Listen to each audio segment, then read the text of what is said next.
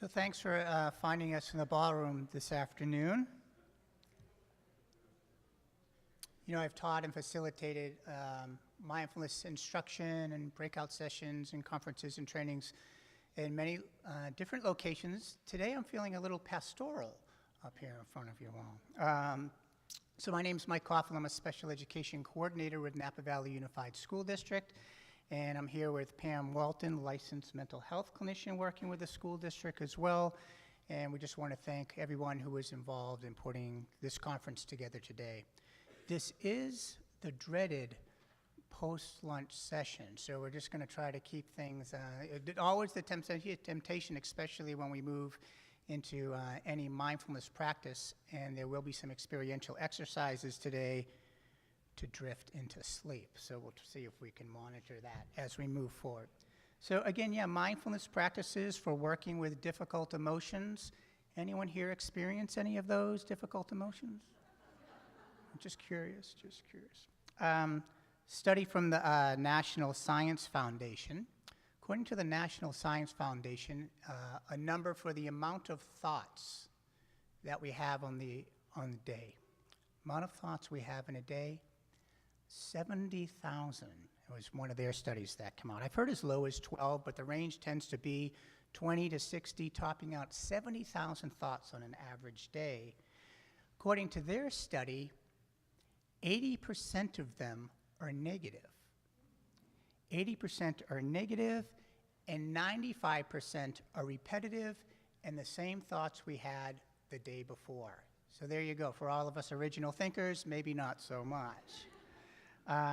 Also, some other studies indicate, and take it all with a grain of salt because some of these are Google researched, but some studies indicate for decisions, amount of decisions that we make in a day, 35,000, according to some studies. That one I haven't been able to vet so much, but there was a study done by Cornell University on decisions that college students make about food each day. And their study indicated that was 226.7 decisions each day just on food. So when you're hearing, decision fatigue, compassion fatigue, human fatigue, you can see where the strands are all coming from. So just something to give a framework for the day. And as you enter this room, one invitation that I have to everyone right now is if you have a device or if you're looking at your brochure or if you're concentrating on something, just for a moment to put that down. And we're not going to practice mindfulness. We're not meditating. What we're going to entertain is for the next 30 seconds, and I'll time it, for the next 30 seconds, we're just going to do absolutely nothing. There's no right way to do this. There's no wrong way to do this. You're just entertaining the idea that we're just going to sit. Don't try to meditate. Don't try to not meditate. Be mindful, not be mindful. We're just going to sit for 30 seconds without any expectation to do anything at all, beginning right now.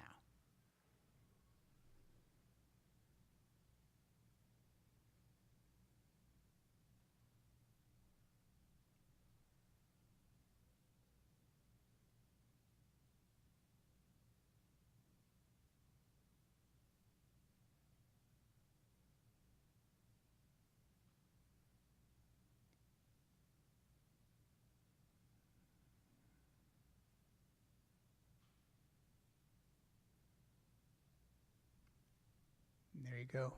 That was 30 seconds. One thing maybe just to tune into or to attenuate to in this moment is anything different about that experience? I've done it with administrators at Napa Valley Unified, and for some folks, that 30 seconds was actually quite destabilizing because the body didn't know what was happening, right? The rapidity of our lives and the pace we're putting us on, that actually when we stop, sometimes it can throw us off balance. And sometimes it can be like stepping into a warm bath and you're just like, thank goodness, some space. So we're going to be introducing some concepts of mindfulness. Pam really has done, like I like to say, the heavy lifting. So a lot of the content is designed and really her vision for this afternoon, and she invited me along, I don't know, just to kind of do the fun stuff. So there'll be a lot of experiential activities we'll be doing through the day. But my expectation is that no one really has to work hard, right? There'll be resources when you leave. The invitation is to let go of the expectation to be working hard and just let this next hour or so unfold however it unfolds, right? We got enough to do. Yeah, so just out of curiosity, just in terms, because I know we have probably a lot of professionals in the room, people who already engage or have some experience with mindfulness. How many people know what mindfulness is or think they have some grasp of it? Super. And how many maybe incorporate it in your life or in the workplace? Okay, wonderful to have you in the room. And for those who are new, you're even more welcome into this space today. So I went through a training program with UCLA's Mindful Awareness Research Center, and the director of that program was Diana Winston.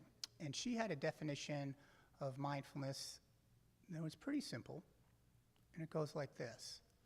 Mindfulness, simply, is bringing our awareness and attention to the present moment, what's happening now, not toggling and ruminating about the past, not predicting or anticipating what's going to happen in the future, but just attenuating to this present moment. So bring our awareness and attention to the present moment with openness, curiosity, and a willingness to be with what is.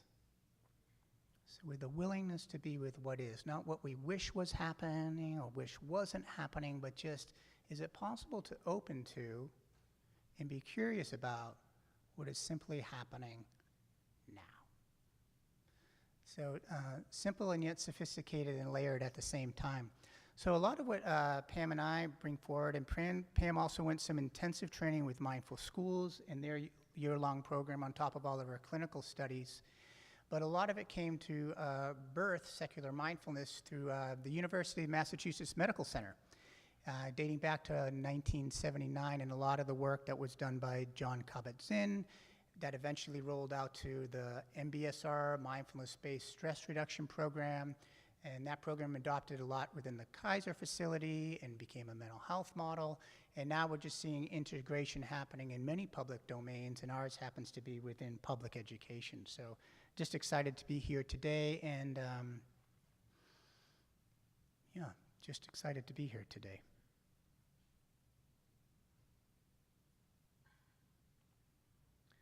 I think that's good, Pam. I'm going to turn it over to you.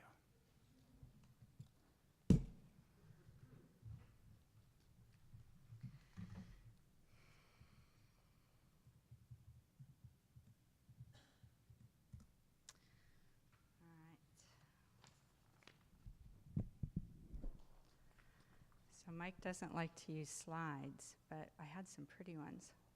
Okay, now this was working. Mike, why isn't it working anymore? Okay.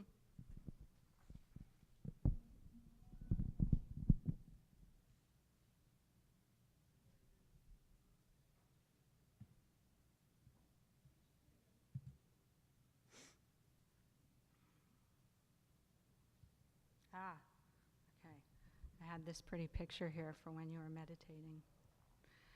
So our goals for today are to understand what mindfulness practice is and isn't, to gain some familiarity with mindfulness research, and to understand the connection between mind wandering and unhappiness, understand a little bit about how the brain works, and understand how mindfulness can be used in emotional regulation, and then some specific practices.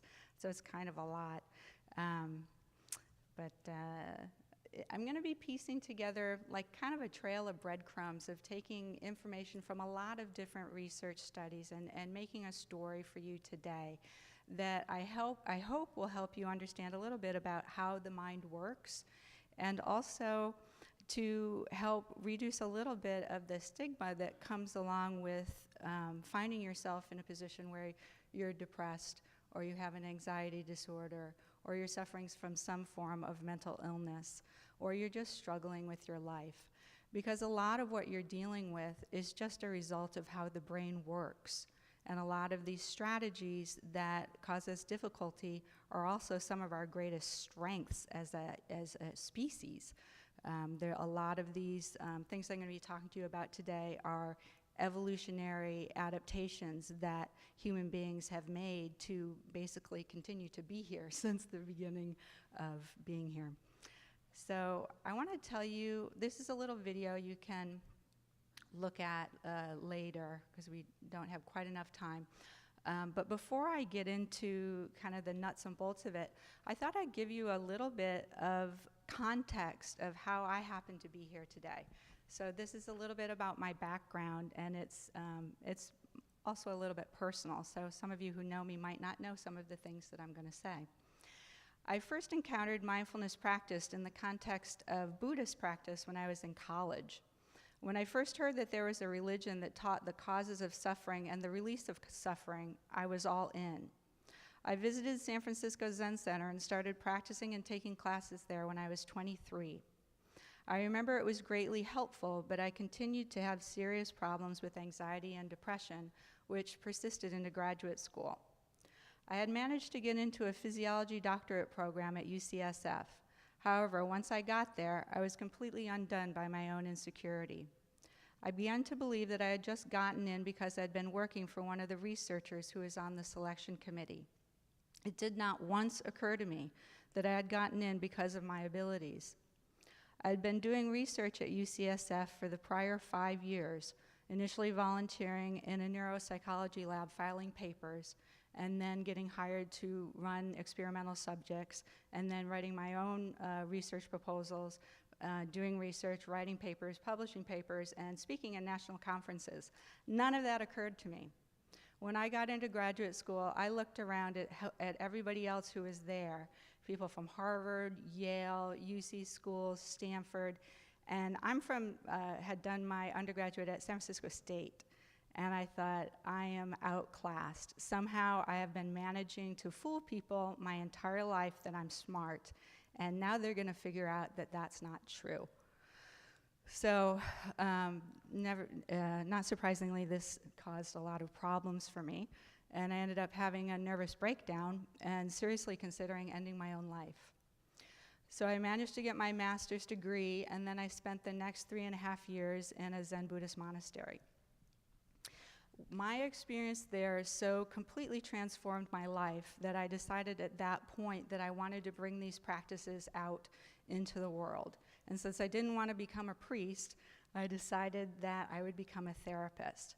And I wrote my master's thesis on the use of Buddhist practices in psychotherapy. And that is the foundation from which I practice psychotherapy now. However, we don't usually say the B word when we talk about mindfulness. Because the mindfulness as we know it today and all of the research that I'm going to be presenting you today is not Buddhist. It's not Buddhism. It has its roots in some Buddhist practices and other contemplative and cultural practices going back thousands of years. But all of the research that is done and the practices that we're looking at today are mostly from the work of this man who pioneered the beginning of mindfulness stress reduction back in 1979. Since then, there's been several thousand research articles that have been looking at the effectiveness of mindfulness-based stress reduction program in a variety of conditions, ranging from coronary. So I'm going to list off all the things that MBSR research has shown to have a significant effect on. So some of these are physical ailments, some of them are mental health. MBSR was initially developed to work with people who are suffering from physical conditions. So it was, the program itself is 8 weeks, and it consists of the attitudinal foundations of mindfulness, so things like how you approach your mindfulness practice, and I have a handout back there, I don't know if everybody got it, but non-judging, patience, having a beginner's mind, trust, non-striving, acceptance, And like Mike was talking about, a willingness to be with what is and and being able to let go. So there's this whole attitudinal foundation that these mindfulness practices take place in the context of. And then the practices themselves involve seated meditation. We're going to do some of that today. Informal meditations like mindful eating, mindful seeing, mindful hearing, yoga, and probably a couple other things that I can't think of right now. But anyhow, the research on these, on mindfulness in conjunction with treatment as usual for these health conditions has resulted in significant improvements in people who suffer from coronary artery disease, hypertension, cancer, chronic pain, fibromyalgia, diabetes, irritable bowel syndrome, anxiety, asthma, psoriasis, headaches, depressions, and multiple sclerosis. So I also want to add in a little bit of a disclaimer with that. I'm going to talk to you a little bit about what we know about the mechanisms of action of mindfulness, but if you think about something that has this varied of an effect on our bodies, you can imagine that the actual mechanisms of action are probably still really unknown, really complex, and really varied. So one of the things that they noticed was that people who went through the MBSR programs also had reductions in anxiety and depression. So the developers, some of the researchers that were doing this work, developed the mindfulness-based cognitive behavioral therapy program. And that's the MBCBT. And what they found was that mindfulness-based cognitive behavioral therapy, which is the MBSR, with the addition of some cognitive behavioral therapy techniques to look at the content of your thought. So in mindfulness, we practice non-identification with our thoughts. So instead of believing everything that we think about ourselves and other people, we learn to see thoughts as mental events. Well, that continues to be the case in MBCBT, but then they add in exercises that are specifically designed to address the content of those thoughts as well. There's two other widely known and researched mindfulness-based interventions, and that's ACT, acceptance commitment therapy, and DBT, dialectical behavioral therapy. And in combination, mindfulness-based interventions have shown to be effective in reducing anxiety, depression, and helping people with trauma, borderline personality disorder, and a variety of other mental illnesses. So I also want to put in some cautions. Mindfulness is not the right path for everyone. I do a lot of work with my own clients and people that I work with mindfulness, and I run into people all the time now. Yeah, I can't practice mindfulness because I can't stop my thoughts. I'm no good at it. And it can actually become a source of shame for people that they have all these other problems, and now they think they're a bad meditator on top of it. So it's not the right path for everyone. I do teach everyone that's a client some mindfulness practices, but some people, they really take to it. Other people, it really doesn't work for. Or, yeah, it's just not the right path for them. It's mindfulness in and of itself is not a substitute for therapy. So if you have mental health problems, I encourage you to seek a therapist and don't just think that if you meditate, they're going to go away. It's not a cure-all. It's ideally something that's learned and practiced with others, because if you're practicing intensely mindfulness on your own, number one, it's really hard on your own to understand just exactly what you're doing and how to work with the experiences that you have. But also, you can get yourself into some places that are really difficult for you. So practicing with others, with somebody who's trained in it, is really important, I think, especially if you're using it to help yourself with a mental health problem. And it's not recommended for people who are actively psychotic. Managing expectations. So mindfulness practices do not get rid of anxiety, sadness, fear, anger, pain, or anything. It can sometimes cause an intensification of different experiences. Mike referenced this earlier when he was saying that some people sometimes feel a little bit uncomfortable when they first check in with themselves. If you have anxiety that you've kind of been pushing into the background and you stop and you allow yourself to be present with it, you will feel it more intensely. That's not a bad thing, but it's something that you should be prepared for, so when you do it, you don't think, oh, this doesn't work. Okay, this is just part of the process. Mindfulness, even though it doesn't get rid of our emotional difficulties, it does change how we relate to our emotions, to ourselves, and to each other. And if there's therapists in the room that are interested in teaching mindfulness, I encourage you to also be practicing mindfulness, because it's not like teaching algebra where you can just read about it. It's more like swimming. You have to know how to do it if you want to teach somebody else how to do it.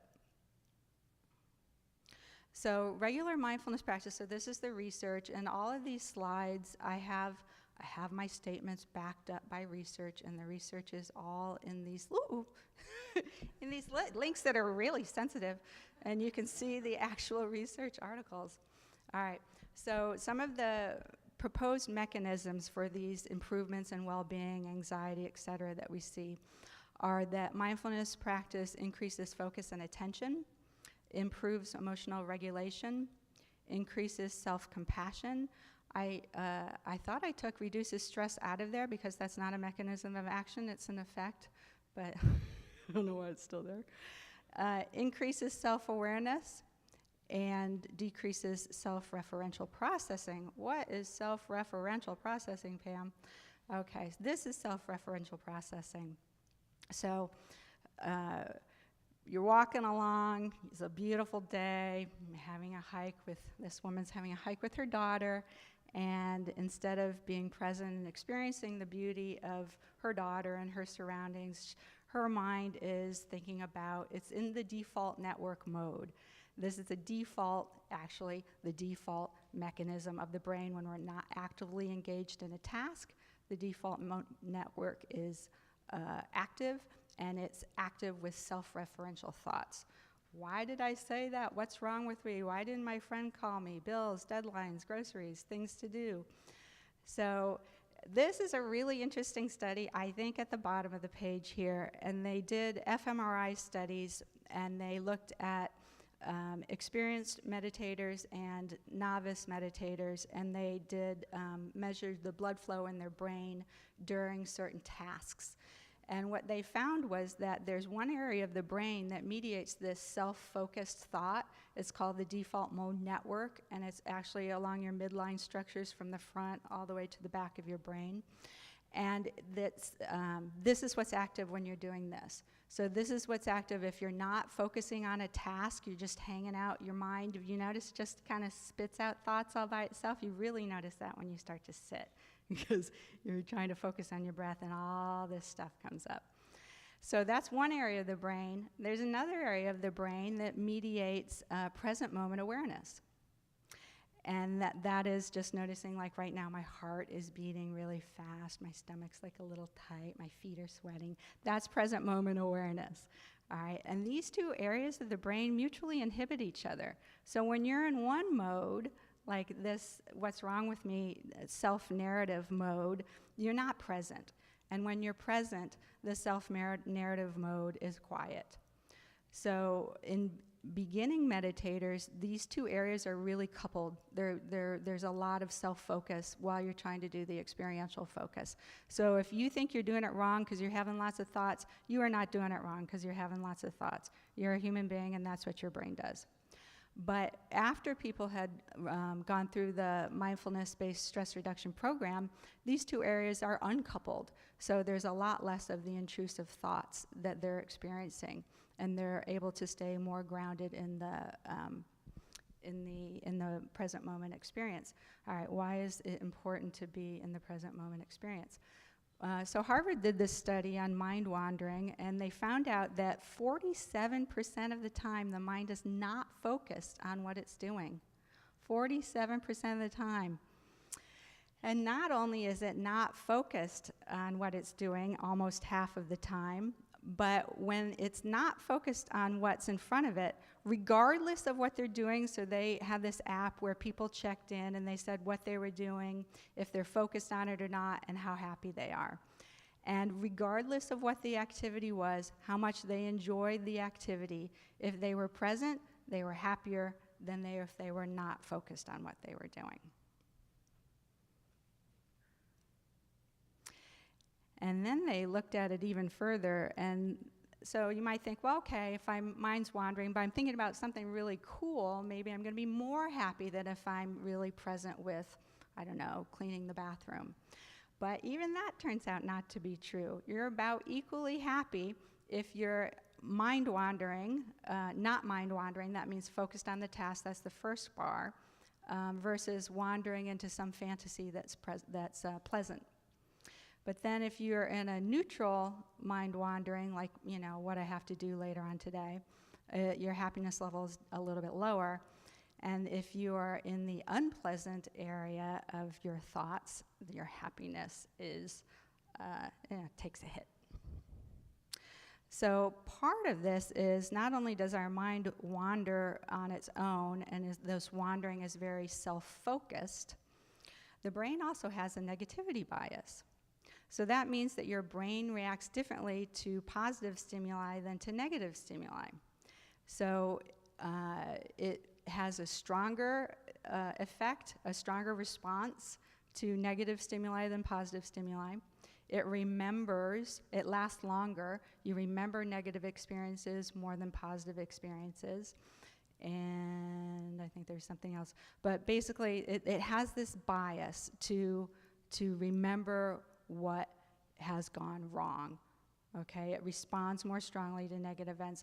That's why it's easier if I ask you to remember something. You can probably all tell me something really negative that happened to you when you're like 5 years old, but it might be a little harder to remember something really pleasant and positive that happened when you were 5 years old. So the negativity bias is one of those things that I was referring to at the beginning of the talk that is evolutionarily protective. So Mother Nature would much rather have you have a false positive than a false negative. A false positive is, there's no tiger in the bush, but I think there might be a tiger in the bush. So I'm not going to go out there by myself. I'm going to get my friends. We're going to grab our spears, and we go out looking for food. We're going to be ready. All right. A false negative is there is a tiger in the bush, but you think, that tiger's probably not in the bush today.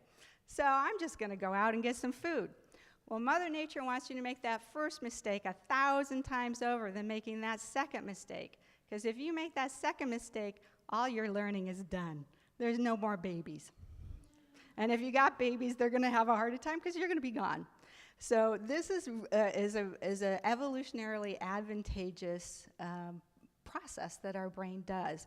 So we overestimate threats, we underestimate opportunities, and we underestimate our resources. The brain has not evolved to give us an accurate, unbiased view of reality or to make us happy. It evolved to keep us alive. So when your mind wanders, where does it go? Usually goes into the past or it goes into the future. And this is part of what's necessary to stay alive. This is a big part of problem solving. You have to remember what went wrong in the past, and you have to anticipate what could go wrong in the future. So really helpful, useful. And your mind does this. Remember, this is part of the default mode network. It does it on its own. So you might wake up at 4 in the morning with a great idea for your talk tomorrow and not be able to sleep for a while. But it's there. It's a good thing, right? It's a really helpful problem-solving skill that your brain does all by itself and that you can also consciously do. But sometimes it goes horribly wrong. And one of the hallmarks of people who have anxiety and depression is this self-focused, past-present thinking gets way out of control. And we call it rumination. And this is where you are stuck in remembering all the bad things that happened to you, what a terrible person you were when this happened, what a terrible person the other person was, what you're going to do when you see them again, oh, what's the worst that could happen, oh, maybe this is going to happen. So this is depression, anxiety, and also a big source of anger. So putting it all together, we have minds that wander about 50% of the time. Mind wandering tends to be self-focused. The brain has a tendency to value negative over positive experiences, and the default mode of the brain is to remember past problems and anticipate future problems. What could go wrong?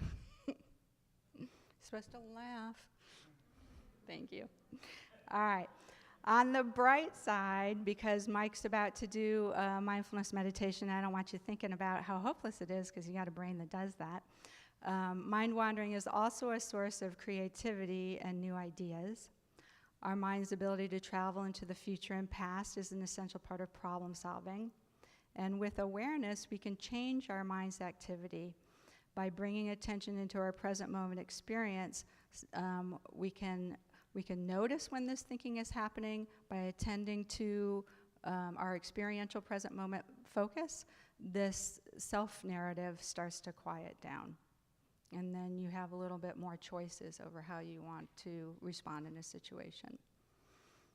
All right, so now Mike is going to lead us in a body scan practice, because what we're talking about here is learning how to let go of thinking and be in the body. So Mike's going to do a body scan for us.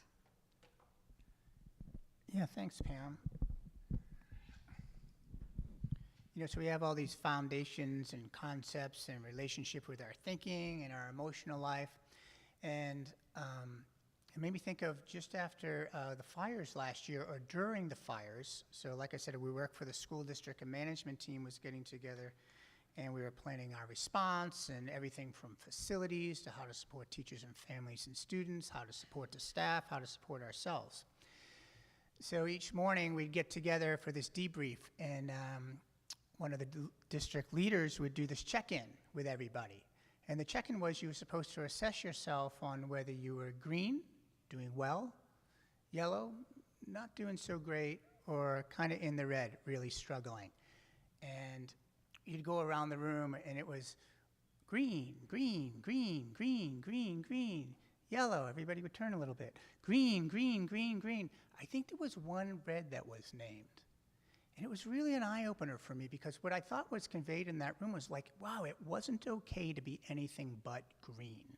Like, we always have to be doing okay. And my scan is that everybody at a baseline was probably at least in the yellow, and more than half of us were in the red. And yet we couldn't have a relationship with that. Somehow there's a thing within our culture that if you're experiencing struggles or difficulties, there's just something not quite okay about that. The first time I ever went to a day of mindfulness, and I had a teacher, and the teacher was naming that if I was struggling in my life, it wasn't my fault. It was a game changer, because up to that point in time, I really thought I was effing up, right? I'm just not doing this right. I'm not living my human life the way I'm supposed to be living it. Somehow I've got derailed, and because that's what I thought life was, a lack of experience of the negative emotions bad, experiencing positive emotions good, and living my life right, instead of there being a continuum of human emotion and experience, right? So really about all this is, how do we reorientate to what it is to be a human being? So we talk about mindfulness as bringing our awareness and attention into the present moment, with openness, curiosity, and a willingness to be with what is. And so one of the main foundational tools we use for bringing ourselves into this moment is simply our body.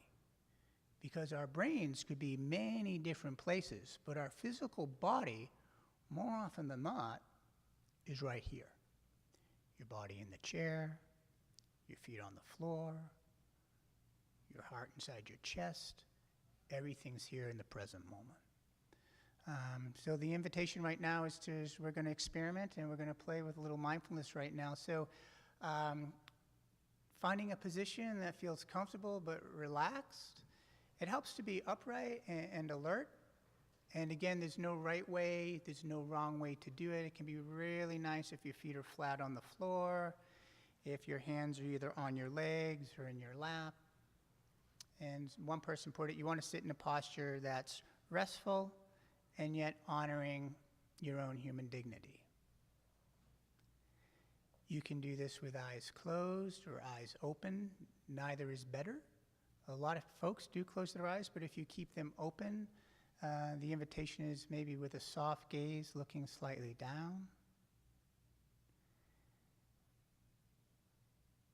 Again, you're just going to track my voice. No efforting towards meditating, no efforting towards being mindful. And I'm just going to guide you through a slight scan of the body. And we're just going to start with where our feet are making contact with the floor. Just sensing into that, what we call felt sensation. What does it feel like? Is it feel soft, firm, neither? Is there tingling in the foot? Is there a temperature? Cool, warm? And just making our way up into places where your body is making contact with the chair. Your legs, your back.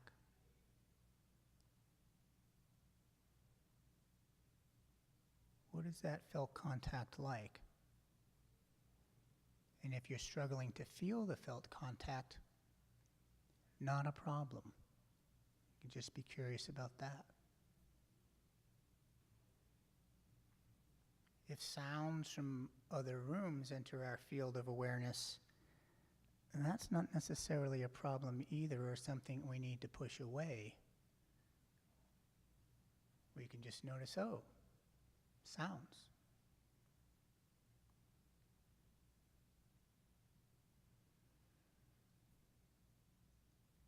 And the next invitation is to sense into areas of the body that may be holding any tension, constriction, stress. A lot of us, that can be in the shoulders, shoulder blades, neck. Some of us, it's in the belly, maybe in the jaw.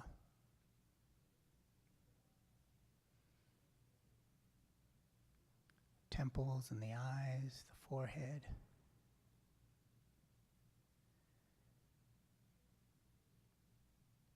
Just scanning the body for areas of tension or tightness and seeing if it's possible to invite a sense of ease, softening, and relaxing to these areas.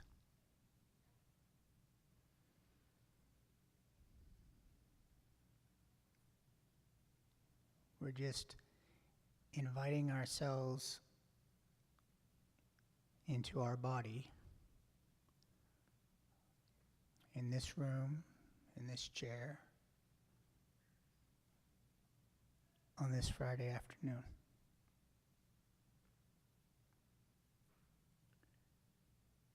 Nowhere to go right now.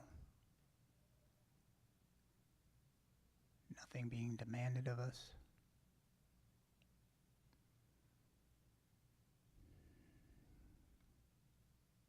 No right way to do this.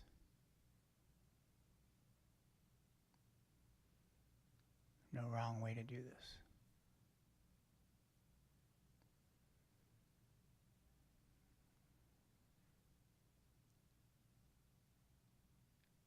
And as we close out this little exercise, if it feels helpful and supportive, the invitation would be to take 3 slow, deep breaths. Breath coming in, and the breath going out.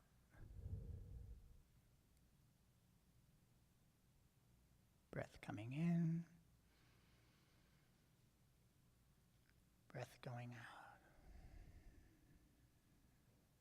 One last one, breath in, breath out.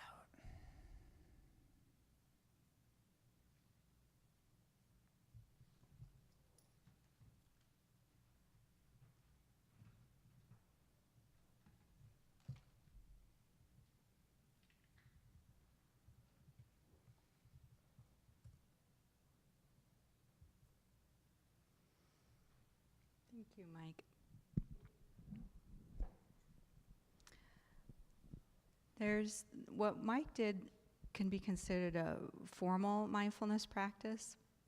doing a body scan, mindfulness of the breath.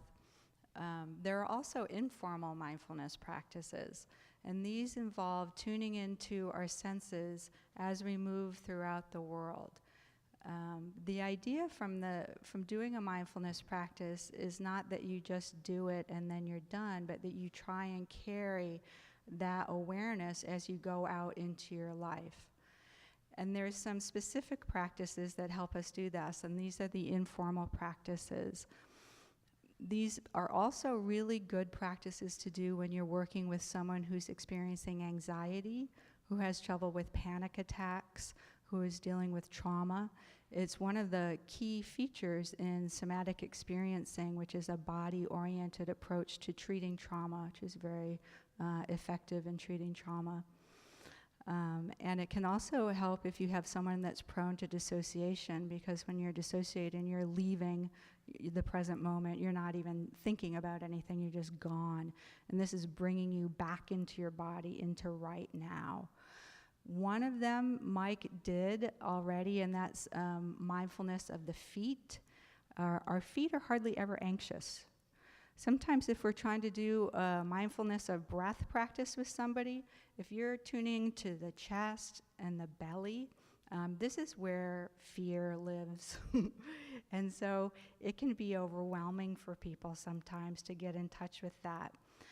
In somatic experiencing, we work towards being able to be with that so that you can feel it to heal it. But when it's too much, of pendulating out from that into a more positive, neutral, supportive experience, such as mindfulness of your feet. So I won't lead you through that one because we just did it.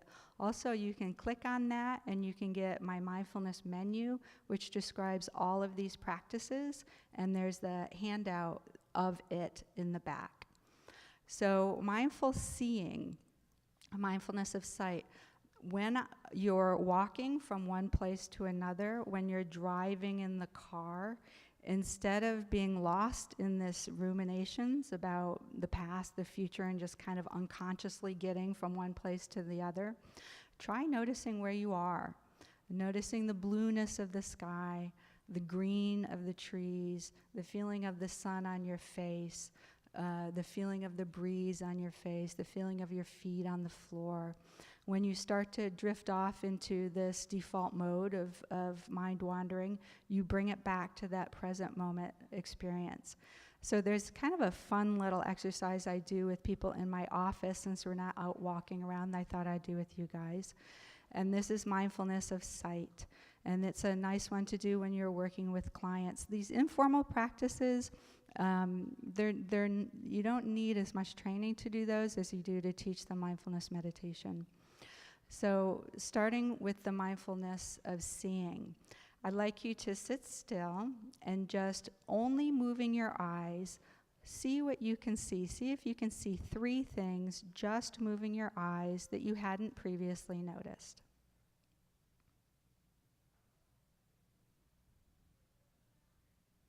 Raise your hand if you'd like to share one of them.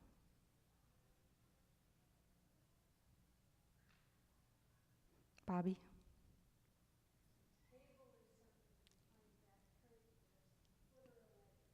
All right, thank you. What's something else that somebody noticed? The shadows under the chair. Great. One more.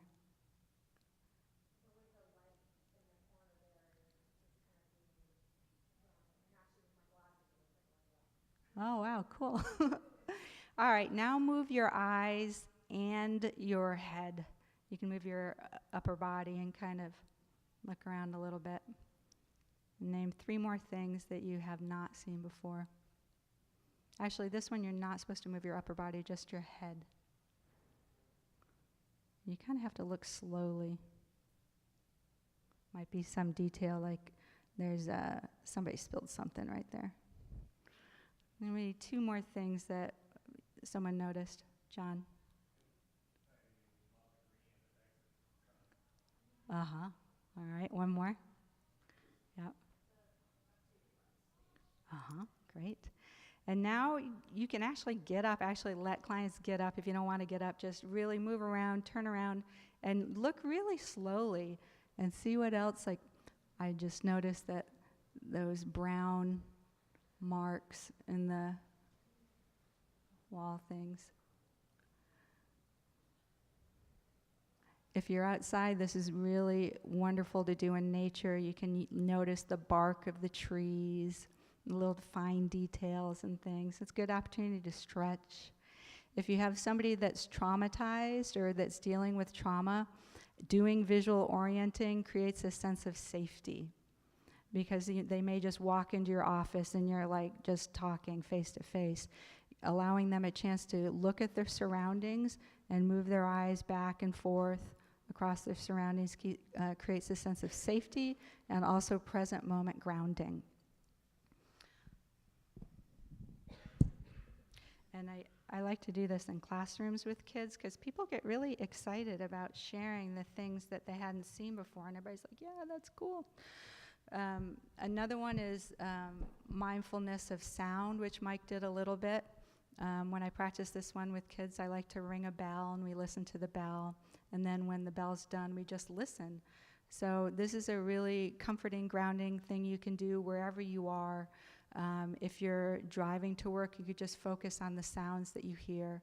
Maybe your radio's not on. Or if you're lying in bed, noticing maybe sounds of birds, maybe sounds of people. And just like the other mindfulness practices, we're noticing the judging, and some things are pleasant, some things are unpleasant, but we're just letting sound be sound, just these vibrations of molecules in the air. They're rising, they're existing, they're passing away, and we're just watching. And we can also watch our reactions to them, but we're just noticing sound as sound. And then taste. Sometimes we do the mindful raisin or a piece of chocolate. I did not bring you any food today.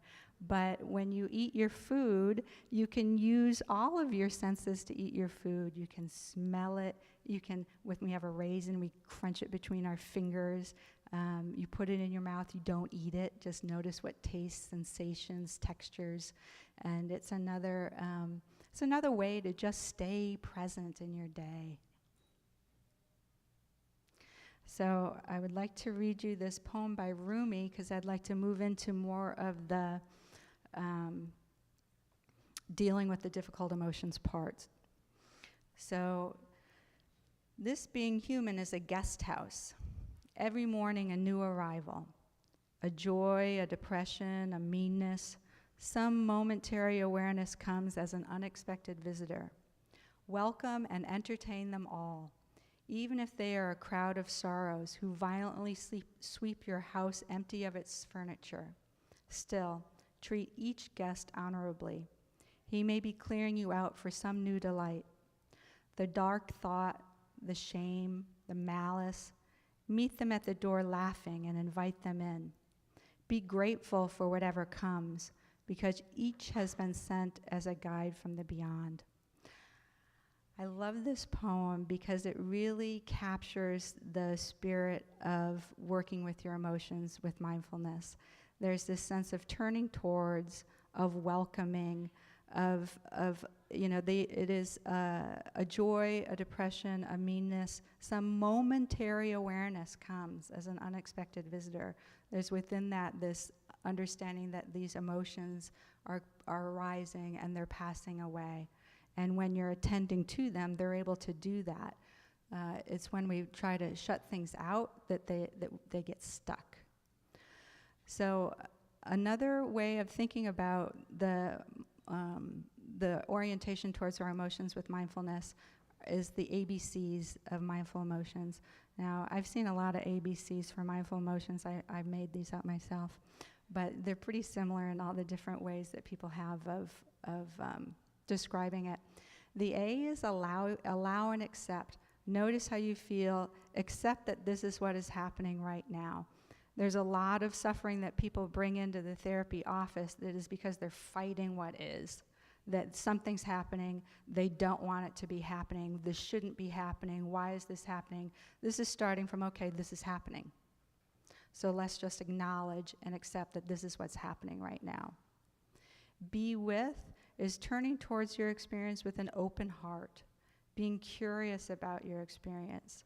What are you feeling physically? What is your breathing like? Welcoming what challenges you. Intentionally allowing your body to soften to allow your experience. And then meeting the experience with kindness. In some of the practices, we extend kind wishes to ourselves and to other people.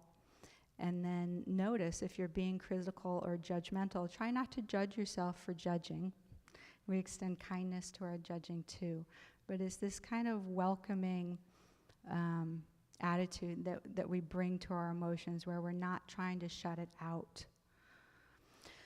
So what happens when so these are some of the sayings that I like. What you resist persists, and when you're willing to feel it, you can heal it. So a lot of suffering comes from trying to shut out your thoughts and emotions, and that's a research article on that link there. I worked with someone recently in my private practice that had gotten really good at shutting out their negative experiences. And while sometimes it's useful if you're having a big emotional experience and you're in the middle of work to kind of push that aside for a moment so you can focus on what you're doing. But at some point you need to go back and be with those feelings and deal with the situation that's causing those feelings. A lot of people develop coping styles that are avoidance or emotional suppression, and they actually get pretty good at getting rid of their feelings. And so what happens then is you have somebody who's really numb. And I see this a lot in teenagers too that are using this coping strategy. This particular person that I was working with was having a lot of trouble in his relationship, and he didn't know if he was depressed because it's not the relationship, or the depression ruining the relationship, or was the relationship causing his depression? And he had this sense of kind of not being really connected to anyone or interested in anyone. And when you're with him, you kind of feel this fog sort of settling over both of you. And that's what happens when you push. So we talked about, how do you deal with your emotions? What do you do when you're sad? Well, I try not to think about it. I push it away and I move on. And if you do that long enough, one or two things will happen. One is you won't feel anything anymore, because that with getting rid of that anger and that fear and that sadness, you reduce your ability to feel joy. And in order to feel connected to other people, you have to be connected to yourself. And when you're doing that, you're disconnecting from yourself. And there's a whole lot of health problems that probably most people are aware of. Tons of research, increase in heart disease, high blood pressure, all kinds of health problems that come from shutting your emotions away. So when you're practicing mindfulness, you're definitely not trying to shut your thoughts out either. That actually ends up making them, they stick. Try not to think of a white elephant. Yeah, thinking of a white elephant. All right. What else? Oh, the other thing that happens when you try to shut your feelings out is that they end up kind of spilling over, and then you're flooded. And then you're over-engaged in this kind of self-referential thinking, and you're emotionally flooded. So mindfulness is kind of the middle way. You're not shutting out your emotions, and you're not grabbing onto them. You're just focusing on your present moment experience, your breath or body sensations. You're feeling the emotions arise. You're feeling the thoughts arise. You're feeling them, and you're allowing them to move through, which is what they do on your own if you don't try to shut them out. Working with the content of thought, I don't really have the time to go into this, but I wanted to put that up there because I use this work a lot with my clients. It goes really well with mindfulness. In mindfulness, we practice not identifying with our thoughts, but it's also really helpful if you can kind of analyze the content of some of these thoughts. This is why if you have mental illness, just mindfulness alone is probably not going to do it for you, because you probably have habitual thought patterns, ways of thinking about yourself and others that are dysfunctional, they're inaccurate and unhelpful. So it's good to also combine the mindfulness with something that is looking at the content of your thoughts. And I have used this a lot myself. If you're really upset with somebody, you can ask yourself these questions. Is it true, so-and-so is a jerk? Yeah, that's true, he's a jerk. Is it really true? Well, I don't know. Some people say yes, some people say no, it doesn't matter. But then how does that thought make me feel? What images come up for me? What sensations come up for me? What behaviors happen when I engage in this thought? Like if I have a thought that nobody likes me, okay, I sit in my room and I don't talk to anybody, I don't call anybody. So you get a chance by exploring this to see how this thought is affecting you and usually contributing to the problem itself. And then this really crazy part of what would my life be like without this thought? What if I didn't have this thought that nobody likes me? I might actually go up and talk to people. So it's just a nice accompaniment to the mindfulness practice. All right, Mike, which practice are we doing next? This one's yours, right? All right. Yeah.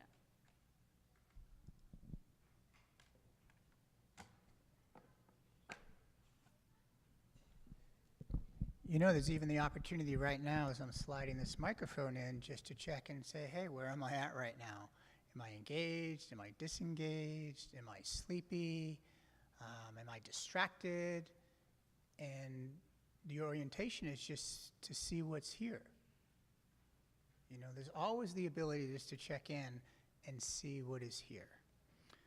I was listening to a talk, an interview with Susan Kaiser Greenland, who does a lot of work with adolescents and with youth within school systems, and she was citing a study about the lifetime of an emotion. And the study teased out an emotion being different from a mood. So emotion, short-term, intense, you know, a really strong like, a really strong dislike is something that comes up, where a mood being a feeling that's more longitudinal, pervasive unhappiness or just a mood tone. But the lifetime for an emotion, according to one study, that is not interrupted.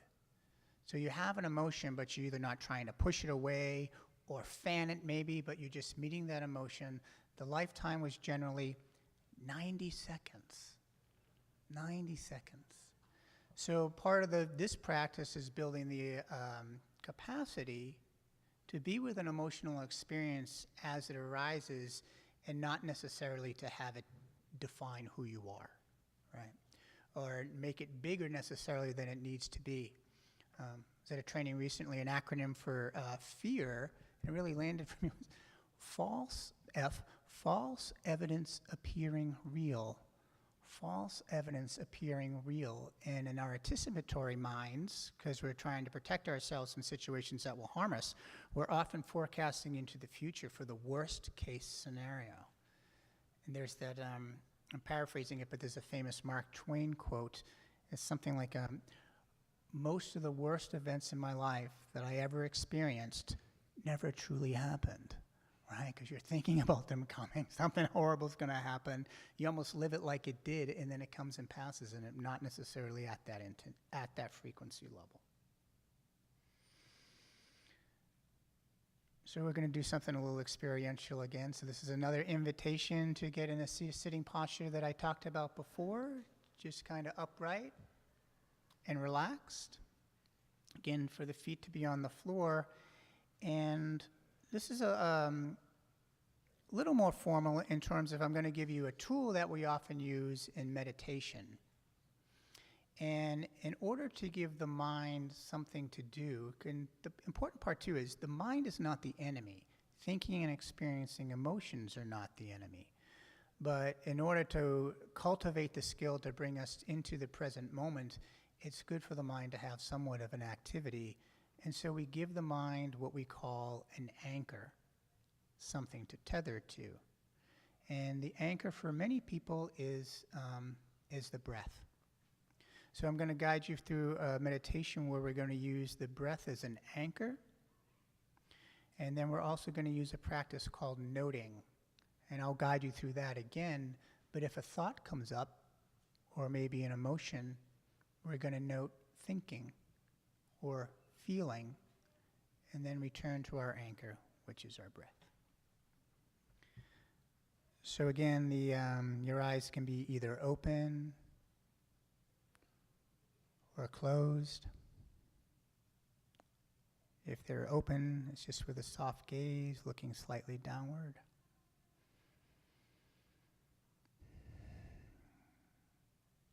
And maybe before we start anchoring and noting, maybe going back to those places that you had scanned the body for earlier, those areas of tightness and tension, maybe as a gift to ourselves, returning to those spots and seeing if they can soften and relax just a little bit.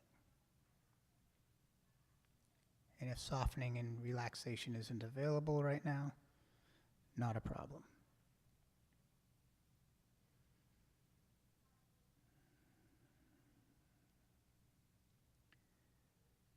So in using the breath as an anchor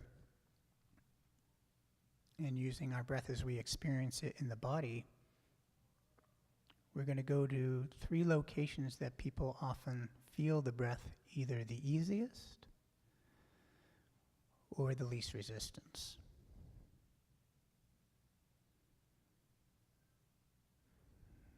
And I'll guide you to those 3 locations. Starting with the nostrils, just sensing into the experience of our breath as it enters and as it exits. Is there a coolness or a tingling as air enters our nostrils?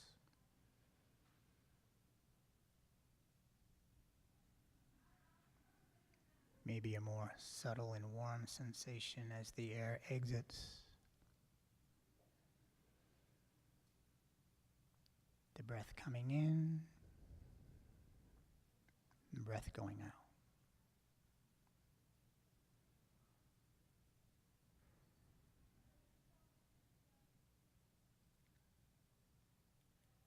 Another place we experience our breathing is in the chest.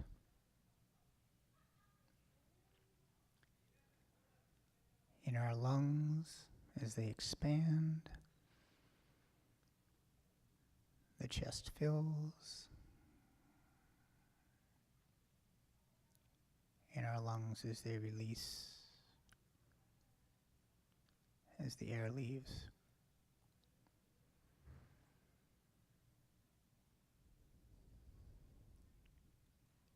Chest rising on the inhale.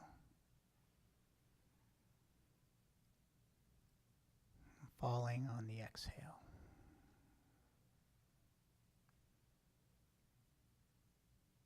Again, no right or wrong way to do this.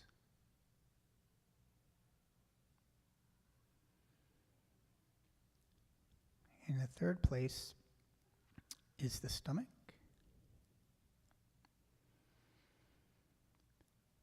Again, as the breath extends and fills the stomach.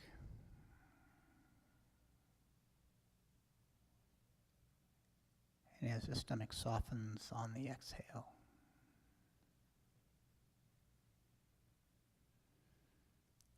Expanding and softening.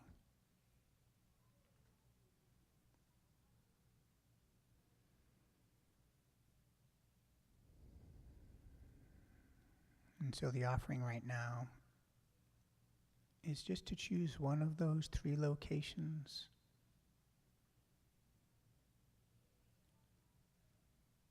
One of those 3 touch points as we practice mindfulness of breathing.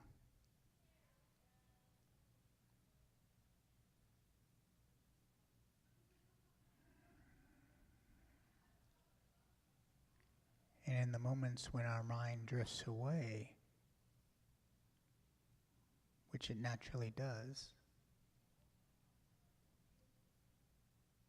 when we notice it's drifted, that's a moment of awakening and awareness. We can simply note, oh, thinking. Or if it was real intense thought, maybe, oh, feeling. And then coming back to our anchor. Coming back to that place of our breathing.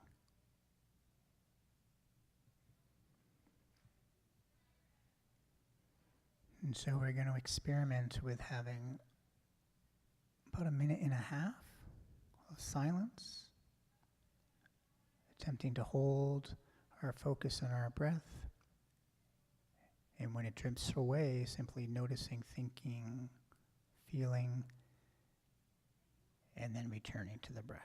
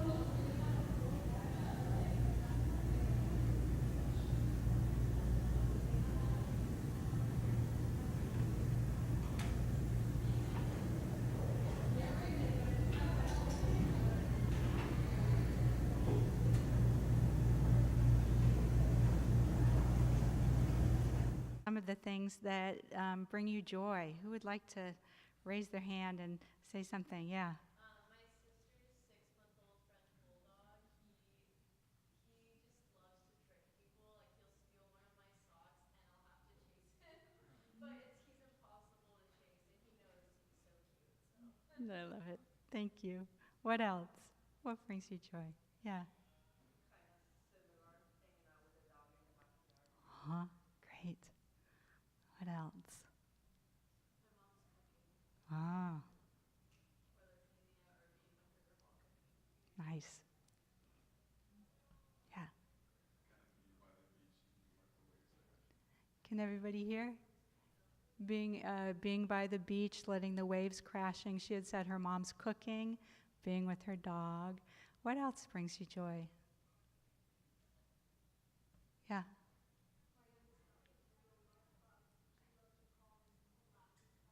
Yeah, cuddling with your daughter. Yeah, what else?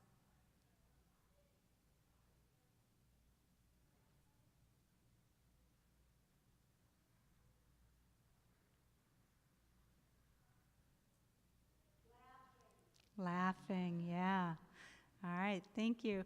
Just notice how it feels just to think about that and hear about things that bring you joy. When I do this meditation, there's always a smile on my face.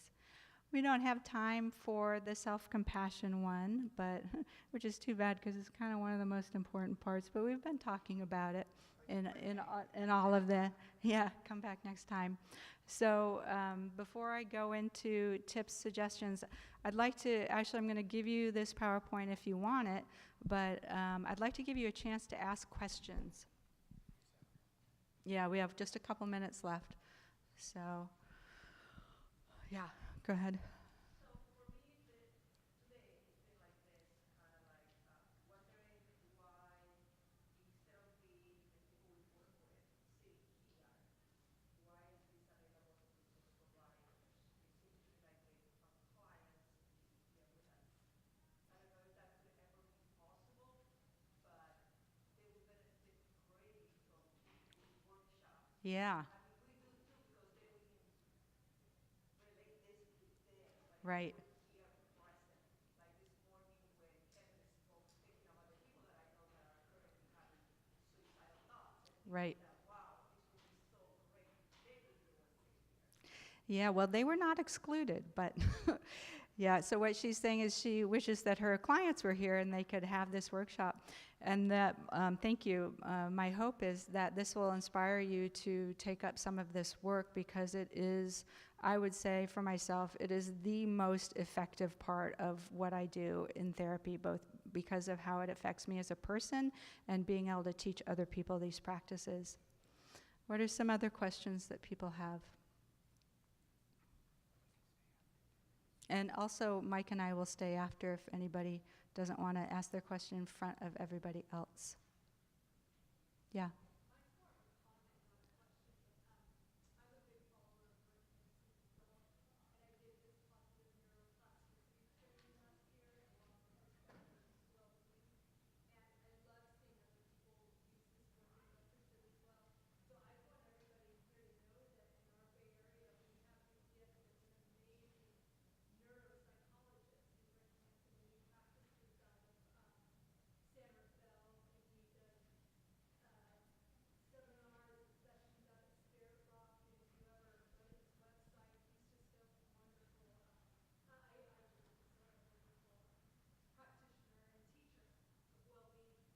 Thank you. Yeah, so that was Rick Hansen who did that work on the negativity bias and balancing. I didn't know he was in San Rafael. But she mentioned Spirit Rock.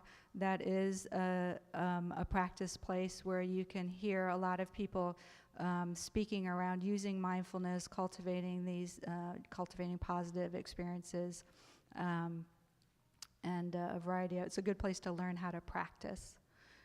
Do we need to wrap it up and let people go? We need to wrap it up and let you go. Thank you all so much for being here today. We really appreciate your attention.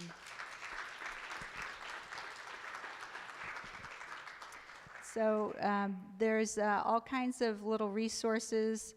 Mindful Schools, which is also a Bay Area organization, you can take online classes in Mind Yeti, free online meditations, talks. So feel free if you want to get the PowerPoint. You can email me, or I imagine they probably have a place where they just send it to you if you ask for it, but lots of resources. All right, have a good day.